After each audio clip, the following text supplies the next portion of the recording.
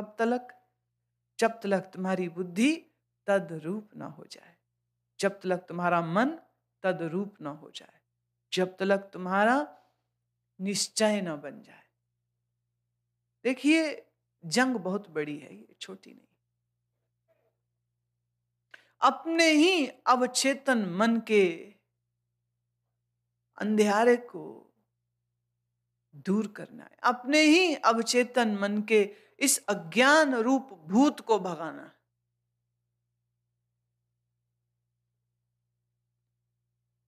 भूत की बात करी तो गांव देहात में ऐसा मानते हैं कि किसी को भूत चिपट जाए तो वो ओझा को बुलाते, वो झाड़ फानूस और मोर पंखी का झाड़ू लेकर के कई कुछ तिल चावल धूने अगरबत्ती ज्योति कई कुछ जलाता है, रोली मौली सबका इंतजाम करता है और कूदता नाचता है और उस व्यक्ति के भूत को भगाने के लिए बड़े सारे इंतजाम करता है। विचार चंद्रोदय के जो प्रणेता है, जो लेखक हैं, उन विद्वान पुरुष ने यह लिखा कि मनुष्यों को भी अज्ञान रूप भूत चिपटा हुआ। भूत का उदाहरण लेके, ओझा का उदाहरण लेकर के उन्होंने कहा कि मनुष्यों को भी, अज्ञानियों को भी अज्ञान का भूत चिपटा हुआ है और इस अज्ञान के भूत को भगाने के लिए गुरु रूपी ओझा को बुलाया जाता है और फिर गुरु अपने ज्ञान के तंत्र मंत्र के द्वारा, प्रेम श्रद्धा की रोली मोली के द्वारा उसको भी बड़ा नाच नचना पड़ता है। तुम्हारे भूत को भगाने के लिए गुरु रूप ओझा को भी बहुत डांस करना पड़ता है। भूत तुम्हारा ऐसा है जो निकलता नहीं है। एक मनुष्य कहता मैं भूत से पीड़ित हूं, मुझे भूत से बचाइए, तो ओझा उसकी मदद करता है। पर तुमने तो अपने इस अज्ञान रूप भूत से प्रेम पा लिया, इश्क कर रहे हो, अपने अज्ञान से छोड़ने को राजी नहीं हो, अपनी बेहोशी को तोड़ने पर राजी नहीं हो, तो गुरु रूप ओझा को बहुत मुश्किल पड़ती है, बड़ी मुश्किल आ पड़ती है कि छुड़ाए कैसे। तुम बार बार उसको पकड़ते हो, वो तो छुड़ाए कैसे। बार बार सुनाता है, बार बार गीत गाता है, ज्ञान की महिमा सुनाता है, संसार की असारता को बार बार तुम्हारे सामने प्रकट करता है, पर तुम घूम फिर के फिर वहीं, घूम फिर के फिर वहीं, घूम फिर के फिर वही संसार की आसक्ति और ममता में घिरे रहते हो। बुद्धि तद्रूप कैसे हो? मन को तुम शांत रख नहीं पाते। मन में जिसके आसक्ति है, ममता है, महत्वाकांक्षा है, वासना है, उसका मन चंचल रहेगा। और जिसका मन चंचल है वह आत्मचिंतन क्या करेगा? नहीं हो सकता आत्मचिंतन। जब आत्मचिंतन नहीं होगा तो तदात्मनः ये स्थिति नहीं आएगी। बुद्धि जो संसार के लिए तड़प रही हो, वह बुद्धि सच्चिदानंद का चिंतन नहीं कर पाएगी, तो तद बुद्धया नहीं होगा। जब बुद्धि नहीं टिकेगी, मन नहीं टिकेगा, तो निश्चय कहां से बनेगा? तो तन निष्ठा नहीं होगा।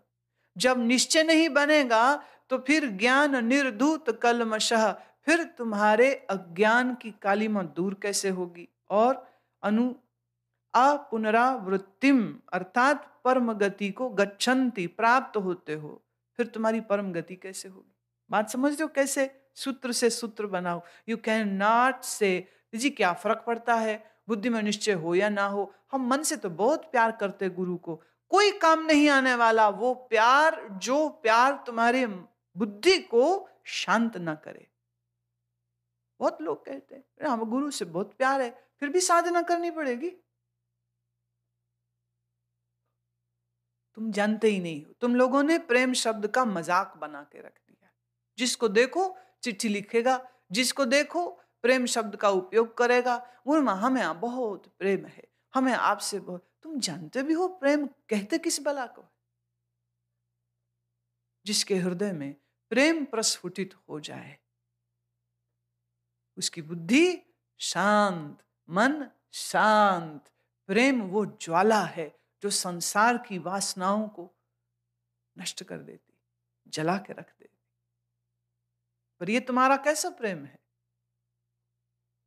तुम असल में जानते ही नहीं हो, प्रेम शब्द की गहराई को समझते ही नहीं हो। तुम अच्छे लगने को प्रेम समझते हो।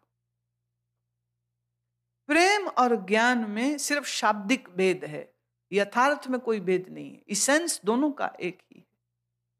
प्रेम वह ज्वाला है जो तुम्हारे संसार की आसक्तियों और ममत्व को नष्ट कर देती। सहजबाई को अपने गुरु से प्रेम था, और इस प्रेम की ज्वाला में वो कुंदन हो गई। उसने अपने जीवन में कोई अलग से ना आसन साधे ना प्राणायाम, और उसके लिए गुरु भक्ति ही सब कुछ थी। और ये गुरु भक्ति मन के ऊपरी स्तर पर नहीं, मन के गहरे तलों पर पहुंच गई थी। सहजो सहजता से ज्ञान रूप हो गई, कुछ और करना नहीं पड़ा उसको। प्रेम बहुत बड़ी चीज है, छोटी चीज नहीं। और सत्य तो यह है, जो प्रेम की साधना कर पाए उसको किसी और साधना की जरूरत रहती भी कहाँ। चूंकि तुम्हारा प्रेम गहरा नहीं है, चूंकि प्रेम का प्रसाद अभी तुम्हें मिला नहीं है, इसीलिए हमें राजयोग और ध्यान और धारणा और इत्यादि ये सब साधन बताने पड़ते हैं। क्योंकि जो कमी है उस कमी को किसी तरह से तो पूरा करना पड़ेगा, कुछ तो करना पड़ेगा। गच्छन्त्य पुनरावृत्तिम ज्ञान निर्दूत कल्मषः। यह ज्ञान तुम्हें पाप रहित करता है। यह ज्ञान तुम्हें ऐसा निश्चय देता है कि देह और मन का अंधेरा फिर तुम्हें सताता नहीं। विद्या विनय संपन्ने ब्राह्मणे गविहस्तिनि शुनिचैव स्वपाक च पंडितः समदर्शिनः।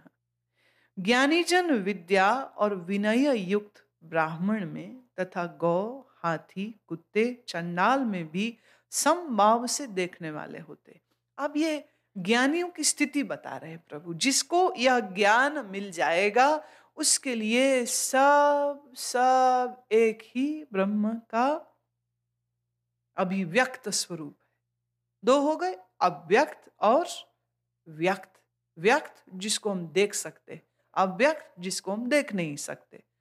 ब्रह्म हुआ अव्यक्त, और ये संसार है ब्रह्म का ही व्यक्त स्वरूप।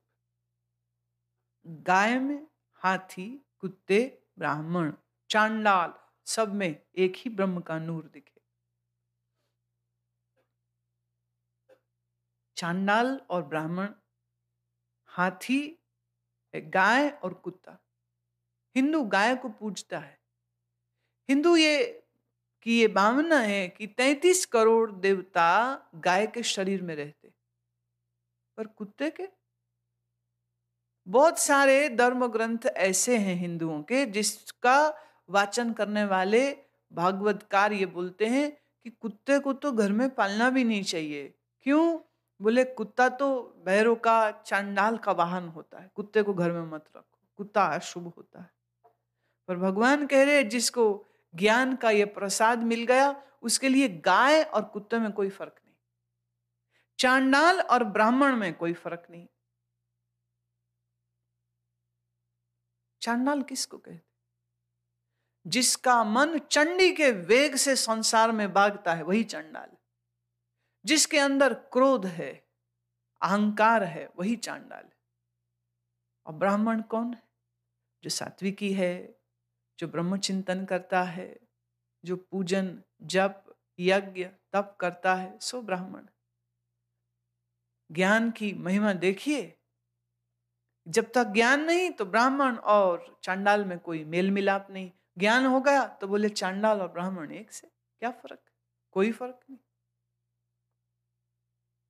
इसका अर्थ समदृष्टि से आप जगत को तब तक नहीं देख पाएंगे जब तक आपकी बुद्धि और आपका मन तद्रूप न हो जाए, जब तक ज्ञान की निष्ठा न बन जाए। एक बार कुंभ में, मैं अभी तक जीवन में एक ही बार कुंभ में गई थी, इलाहाबाद के।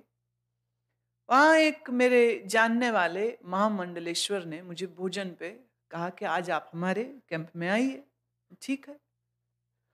अब वो मेरी बड़ी प्रशंसा किया करते थे कि वेदांत की बड़ी पकड़ है, वेदांत बहुत अच्छा, इतना प्यारा, इतना सहज, इतना सरल करते हैं कि क्या ही बात है।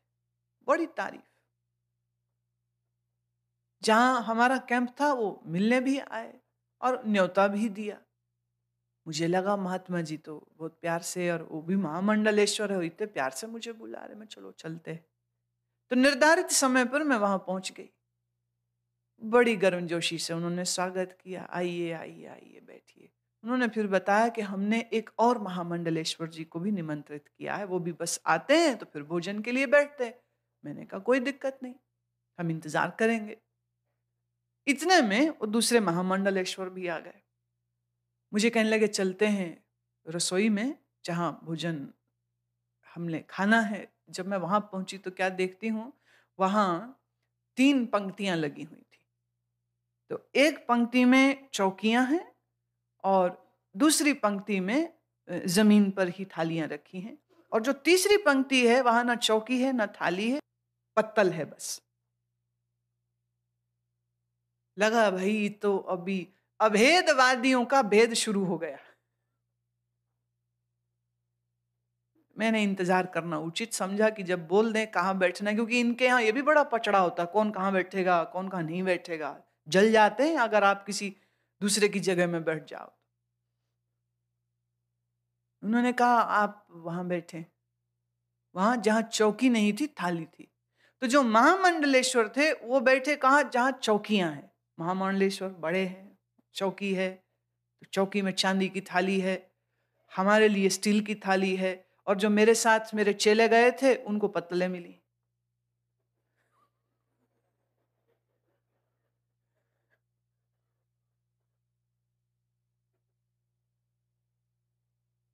हमने बड़े मजे से भोजन किया। भोजन उपरांत जब चलने की बारी आई तो विधि अनुसार दक्षिणा भी होती। तो महात्मा के महात्मा जाए तो भी होती, भेंट तब भी दी जाती। तो महामंडलेश्वर जी के लिए बड़ा लिफाफा, मेरे लिए छोटा, और मेरे चेलों को तो वो मैं 5-5 रुपए सीधे हाथ में ही दे दिए। जब मैं कार में बैठने लगी तो ये महात्मा बोले कि ऐसा है, कल यात्रा है ना, स्नान है कल, तो मैं चाहता हूं कि आप कल हमारे वाले जो ग्रुप है उसमें आप चलें। मैंने कहा क्षमा कीजिए, हम एक बार तो आपका भेद भोग चुके हैं, हम दूसरे बार नहीं भोगेंगे।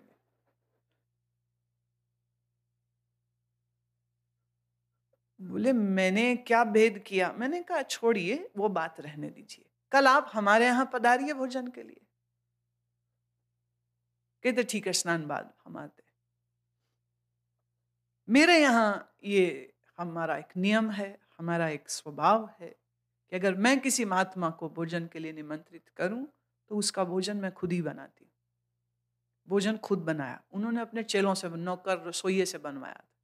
हमने खुद भोजन बनवाया और उनके लिए जो कर सकते थे, क्योंकि वहां आश्रम तो था नहीं, हम खुद कैंप में बैठे हुए थे। आने पर यथाउचित सम्मान किया, क्योंकि जिसका भोजन खाया है उसकी औकात मैं देख चुकी हूँ, और उसका भोजन मैं अपने देह में, उसका एहसान हम नहीं रख सकते। तो बहुत जोर शोर से उनका आओ भगत स्वागत किया, और जो कुछ संभव था हमारे द्वारा, द्रव्य सामग्री जो कुछ हम उन्हें भेंट दे सकते थे, बहुत प्रेम से उनको सब भेंट दिया। वो कहने लगे अरे आपने तो हमें लाद दिया। मैंने कहा महात्मा जी ढंग तो यही होता है, हमने तो यही सीखा है। जिसको आप निमंत्रित करते हैं वो भगवान स्वरूप है, और भगवान को तो सब कुछ दे दो तो भी थोड़ा है, तो भी थोड़ा है। हमने क्या दिया आपको? वो बड़ी खुश, वो तो छाती और फैल गई ना। जो मान सम्मान का भूखा है उसको वही चीज दे दो तो वो और 4 सीढ़ियां और ऊपर चढ़ जाता है। और हमने भी खूब चढ़ाया उनको। आपके जैसा रामायण पे बोलने वाला ही कोई नहीं है। आपके जैसा, क्या बात है आपकी। आपका कैंप कितना अच्छा था, आपका भंडारा कितना अच्छा है। मैंने सुना आपका जो जुलूस निकला है स्नान के समय, वो भी बहुत बढ़िया था। क्या बात। तो हम बोलते जा रहे थे और पर सेंटीमीटर मेरे हर वाक्य से वो फैलते जा रहे थे। खूब फैला के फूला के हमने उनको विदा कर दिया। और उसके बाद से फिर मैंने उनसे कोई संबंध नहीं रखा। बुलाते रहे, हमारे पास आइए, हमारे सम्मेलन में आइए, हमारे कार्यक्रम में आइए। रमज नहीं मिली। हमारी रमज जल्दी पकड़ में नहीं आती है। और अभेदवादियों के यहां इतने भेद दिखते हैं। और श्री कृष्ण भगवान कहते हैं जिसके अंदर ज्ञान आया उसकी बुद्धि व्यवहार में भी भेद नहीं करती है। ब्राह्मण हो कि चांडाल, कुत्ता हो कि गाय, वो सब में समदृष्टि रखता है, समभाव से देखता है, समभाव से देखता है। जैसे वो अपने आप को देखता है ऐसे ही वो दूसरे को देखता है। समभाव का अर्थ ये नहीं कि अपने से बड़ा देखता है। समभाव का अर्थ यह है कि जैसा वो स्वयं को देखता है वैसा ही वो दूसरे को देखता है। इहैव तैर्जितः सर्गो येषां साम्ये स्थितं मनः निर्दोषं हि समं ब्रह्म तस्माहराणीते स्थितः। जिनका मन समत्व भाव में स्थित है उनके द्वारा इस जीवित अवस्था में ही संपूर्ण संसार जीत लिया। क्योंकि सच्चिदानंद घन परमात्मा निर्दोष सम है, इससे वह सच्चिदानंद घन परमात्मा में ही स्थित है। इहैव, इसी दुनिया में रहते रहते, ये शाम मन साम्य, जिनका मन समत्व भाव में आ गया। समत्व भाव में कब आएगा? जब सत्य स्वरूप के चिंतन में तुम्हारी बुद्धि तदरूप तद बुद्धया हो जाए। ऐसे व्यक्ति को इहि एव सर्गे, इसी संसार में वो किस तरह जिएगा? सर्गः जीतः, जैसे उसने सारा संसार जीत लिया। सर्गः, पूरा संसार जिसने जीत लिया है, ऐसा विजयी होकर वो इस संसार में जीता है। पर इस विजय में अहंकार नहीं है, क्योंकि जिस ब्रह्म का वो चिंतन करता है सो ब्रह्म निर्दोषम समम, निर्दोष है और समस्वरूप है। ब्रह्मज्ञानी अभिमानी नहीं मिलेगा, और जो अभिमानी है सो ब्रह्मज्ञानी नहीं मिलेगा।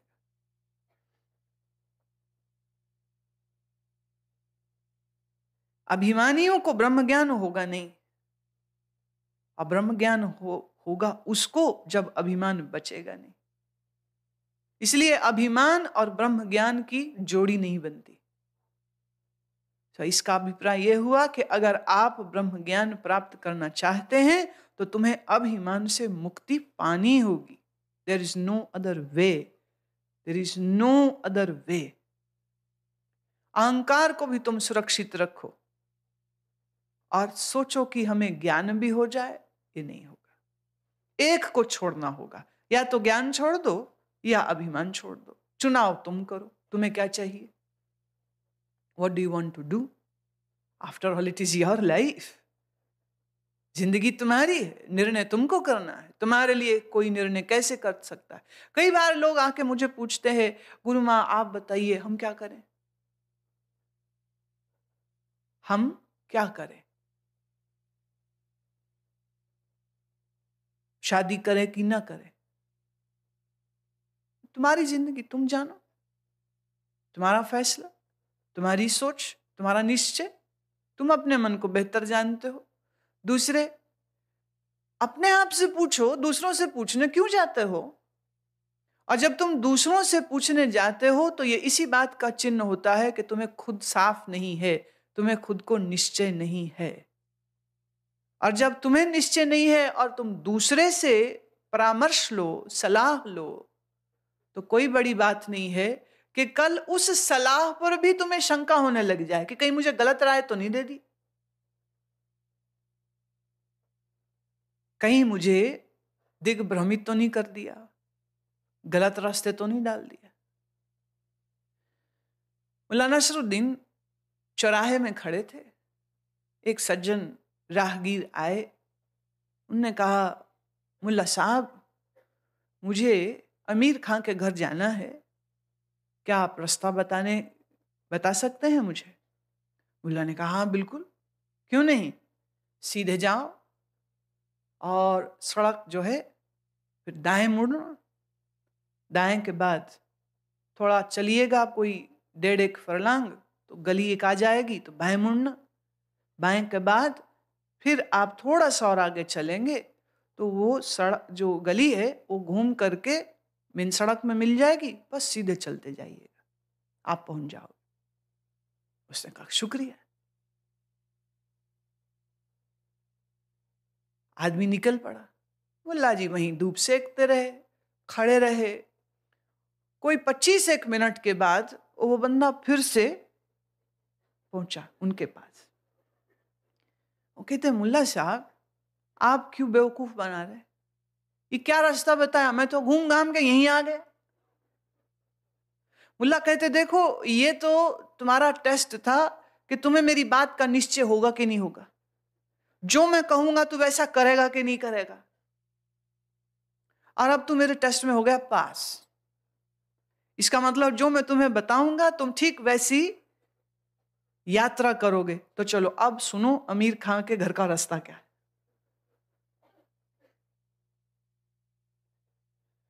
निश्चय कैसे हो, खुद चिंतन करिए, खुद सोचिए, खुद। पर मुश्किल यह है, आदमी अपनी गलतियों की जिम्मेदारी नहीं लेना चाहता, इसलिए वो दूसरों से पूछता है, भाई साहब आप बताओ क्या करूं। अब भाई साहब ने दे दी सलाह, कुछ हो गया गलत तो अब सिर भिड़ो भाई साहब का, तूने गलत बताया, तूने गलत बताया। इसलिए अक्लमंद इंसान वो है जो कभी किसी को राय नहीं देता है। आप देते हो? कोई पूछे तो सही जरा आपसे,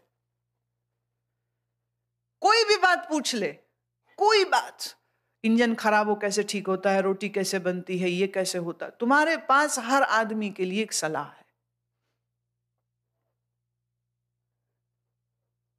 तुम अमेरिका ना भी गए हो तो भी तुम पूरा लॉस एंजलिस का नक्शा सुना दोगे उसको। कोई पूछे, अच्छा तुम कब गए थे, बोले मैं तो नहीं गया, फिर मैं अपने ग्लोब है मेरे पास, एटलस, वीजा लगता नहीं अमेरिका का, क्या करो, तो एटलस में मैं नक्शा खोल लेता हूं और उसमें स्टडी करता रहता हूं, उसको पढ़ता रहता हूं, इसलिए मुझे सब ज्ञान है, सब बोध है मुझे। नक्शों को पढ़ के आप उस शहर की हवा का स्वाद नहीं ले सकते, निश्चय तुम्हारा होना चाहिए।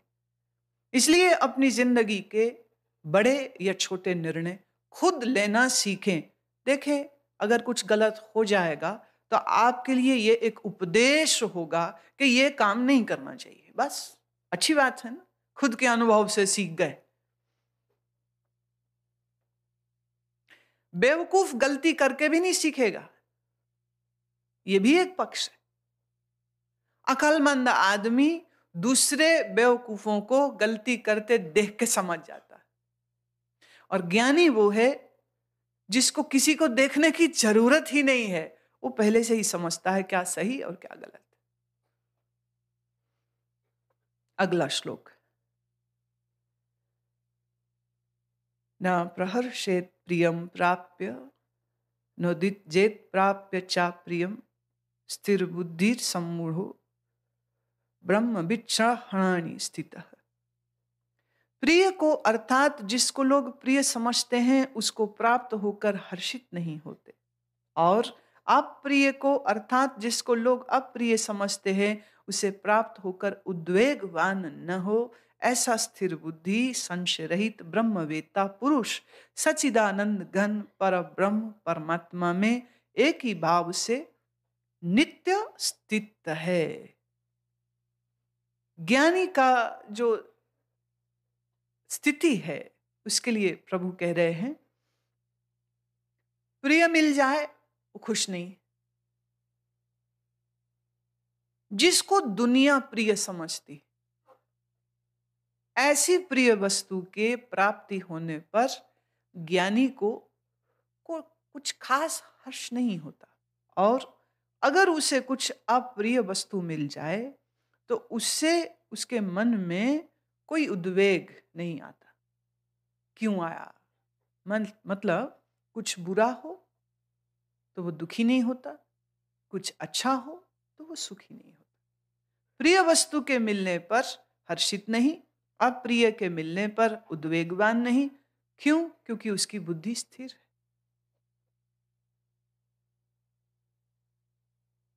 अज्ञानी आदमी की अस्थिर बुद्धि है। उसको कोई छोटी सी चीज मिल जाए तो मोहल्ले भर में नाचता फिरेगा। तुझे पता है मुझे ये मिला, 10 लोगों को सुनाएगा, 10 लोगों को दिखाएगा।